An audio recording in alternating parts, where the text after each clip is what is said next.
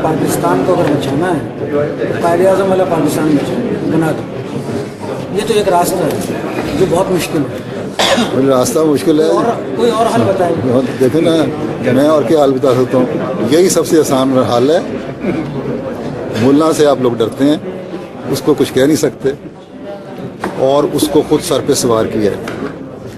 ठीक है, वही जो पहले गांव के जो चौधरी हैं वो उसको ये कहते थे हमारी मस्जिद का इमाम है, इसको हम दाने देते हैं साल के।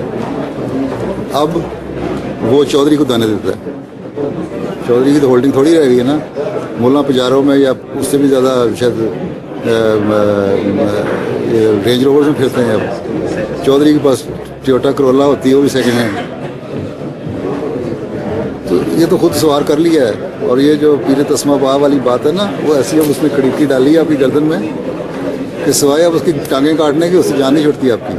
और वो काटने की किसी में हिम्मत नहीं है, तो बस फिर देखें क्या होता है नतीजा।